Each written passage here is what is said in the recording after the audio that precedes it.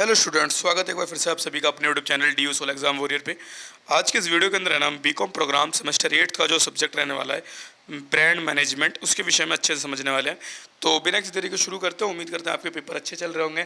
और अगर किसी भी प्रकार का कोई भी समस्या आया हो पिछले पेपर्स वगैरह में, या फिर आने वाले किसी सब्जेक्ट वगैरह के नोट्स वगैरह आपको चाहिए हो, तो आप कमेंट सेक्शन के माध्यम से पूछ सकते हैं। आपको जल्द से जल्द प्रोवाइड करा दी जाएगा, ठीक है। तो सबसे पहला यूनिट जो है आपकी इस पुस्तक के अंदर, सबसे पहला यूनिट जो है उसका नाम है इंट्रोडक्शन टू ब्रांड मैनेजमेंट। आपको ब्रांड मैनेजमेंट के बारे में बताया जाएगा। तो इंट्रोडक्शन टू ब्रांड मैनेजमेंट के अंदर हम पढ़ते हैं, a brand is much more than a name. एक ब्रांड जो होता है नाम से काफ़ी ज़्यादा होता है और सिंबल से। It is a unique identity of a product and service. ये एक यूनिक आइडेंटिटी होता है। किस चीज़ की आइडेंटिटी होती है? प्रोडक्ट की या फिर सर्विसेज की और ऑर्गेनाइजेशन या फिर पूरे के पूरे उस ऑर्गेनाइजेशन की आइडेंटिटी होती है brand. It represent the entirely emotions thought. ये पूरा का पूरा जितना भी emotion, thoughts end user experience होता है ना, उन सभी चीज़ को रिप्रेजेंट कर रहा होता है। With an offering building credibility and trust. जो सारी चीज़ें ऑफर कर रहा होता है, बिल्डिंग क्रेडिबिलिटी और जो भी चीज़ उन्होंने कर रखा है उस सारी चीज़ों के बारे में बता रहा होता है, उसी को आप ब्रांड कहते हैं। The term originate from old Norse with brandr mean burn initially represent ownership marks on live stock.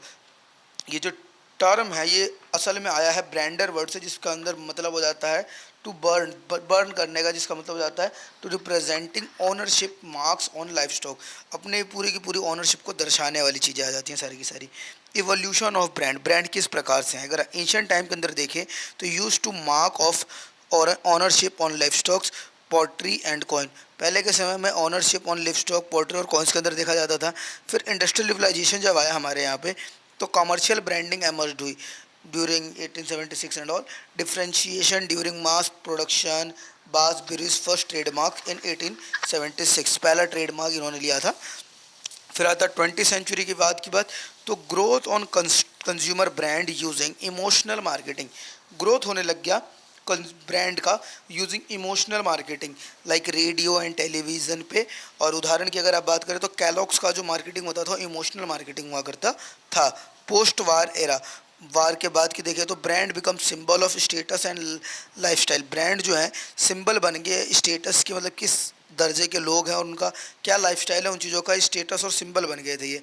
Example Cadillac. और फिर आ जाता है digital age and modern era. Digital age and modern era के अंदर हमारे को देखना है transition to experiential branding via the internet and purpose driven entities. Transition आया, पूरे के पूरे एक्सपीरियंशियल ब्रांडिंग हुई इंटरनेट के माध्यम से और purpose driven entities advocating sustainability and transparency, जिससे कि सस्टेनेबिलिटी भी आई और ट्रांसपेरेंसी भी आने लग गई थी। Functions for customer, customer consumers के लिए क्या क्या फंक्शन होते हैं?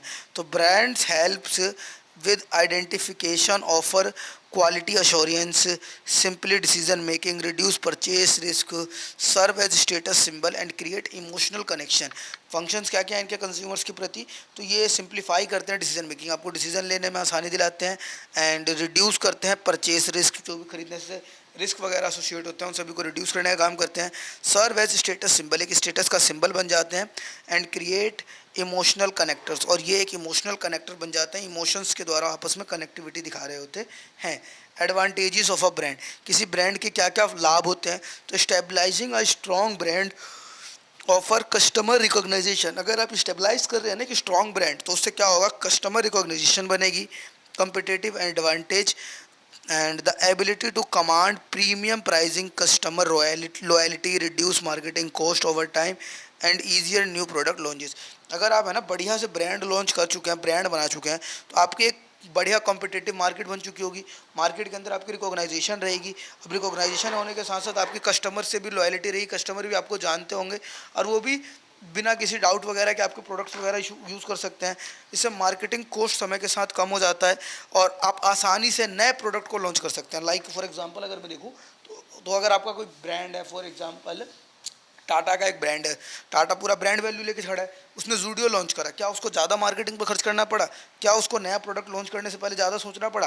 क्योंकि उसे पता है कस्टमर्स के दिमाग में टाटा के प्रति एक बढ़िया इमेज क्रिएट है, तो वो ईजिली नए प्रोडक्ट उसमें लॉन्च कर पा रहा था, ठीक है। ब्रांड वर्सेस प्रोडक्ट, ब्रांड क्या होता है, प्रोडक्ट क्या होता है? तो प्रोडक्ट जो होता है टेंजिबल और intangible offering services utility with limited lifestyle होता है। लेकिन जो ब्रांड होता है पूरा का पूरा एक परसेप्शन हो जाता है, ब्रांड के अंदर ट्रस्ट आ जाता है। Identify derived from reputation designed for long term endurance. Product जो होता है नॉर्मली कोई वस्तु हो गया तो टेंजिबल हो गया, इंटेंजिबल हो गया, मतलब जिसको आप छू सकते हैं, या फिर कोई सर्विस होगी जिसको आप छू नहीं सकते हैं। लेकिन ब्रांड जो होता है ना पूरा का पूरा एक परसेप्शन क्रिएट करता है, माइंड के अंदर जाके बैठ जाने वाली चीज़ है। And identified derived from a reputation, और एक पहचान बना करके दे देता है, रेपुटेशन बना करके दे देता है। Designed for long term endurance, जिसको डिज़ाइन किया गया है खास करके लिए लॉन्ग टर्म एंड्योरेंस के लिए। उम्मीद करता हूँ इसमें आपको कोई समस्या नहीं आई होगी अभी तक। और आगे देखते हैं तो brand management and strategic process. Brand management होता है क्या और ये स्ट्रेटेजिक प्रोसेस क्या है? तो ब्रांड मैनेजमेंट जो है ना एक पूरी की पूरी साइंस है। Creating and sustaining a brand, किसी भी ब्रांड को बनाने का और सस्टेन करने का पूरा एक साइंस होता है ये। द स्ट्रेटेजिक प्रोसेस इन्वॉल्व, इसके अंदर स्ट्रेटेजिक प्रोसेस आते हैं, जैसे कि सबसे पहला आ जाता है आपके पास आइडेंटिफाई ब्रांड पोजिशनिंग। क्या है ब्रांड की positioning? Creating brand identity, brand की एक आइडेंटिटी बनानी होती है। डेवलपिंग अ कम्प्रिहेंसिव स्ट्रेटजी, एक कम्प्रिहेंसिव स्ट्रेटजी होनी चाहिए। Stabilising a brand equity, brand की एक इक्विटी स्टेबलाइज करनी होगी। Communicating the brand, delivering the brand promise, and at last but not least measuring performance and evolving. ये सारे के सारे हो जाते हैं आपके ब्रांड मैनेजमेंट के strategic process. I hope unit number 1 आपको क्लियर होगा। यूनिट नंबर 1 में यही था। यूनिट 2 की वीडियो जल्दी आपको मिल जाएगी चैनल के ऊपर। और इंपॉर्टेंट क्वेश्चन आंसर के लिए एक बार कमेंट कर दीजिएगा एग्जाम डेट्स के साथ। आप एग्जाम के पहले पहले आपको पूरे इंपॉर्टेंट क्वेश्चन मिल जाएंगे। और अगर आप 7th सेमेस्टर में देख रहे थे हमारे चैनल को तो आपको पता होगा जो इंपॉर्टेंट क्वेश्चन हमारे चैनल पर बताए जाते हैं लगभग वैसे ही क्वेश्चन आपको एग्जाम के क्वेश्चन पेपर में भी देखने को मिलता है। धन्यवाद। वीडियो अच्छी लगी हो, छोटी लगी हो, लाइक कमेंट करना, शेयर करना ना भूलिएगा, क्योंकि मोस्टली चैनल्स यूट्यूब पे है ना लंबी लंबी वीडियोस बनाने में लगे हुए हैं। हमने आपके लिए बिल्कुल छोटी छोटी वीडियो बनाते हैं, 10 मिनट से अंदर आपको पूरा यूनिट खत्म कराने की पूरी गारंटी करते हैं। और लगभग ये वाली वीडियो भी आपकी 7 से 8 मिनट के अंदर डन हो चुकी है। धन्यवाद। वीडियो अच्छी लगी हो तो लाइक कमेंट शेयर करना ना भूलें, और मिलते हैं अगली वीडियो में। जब तक के लिए पढ़ते रहिए और इन्जॉय करते रहिए। धन्यवाद।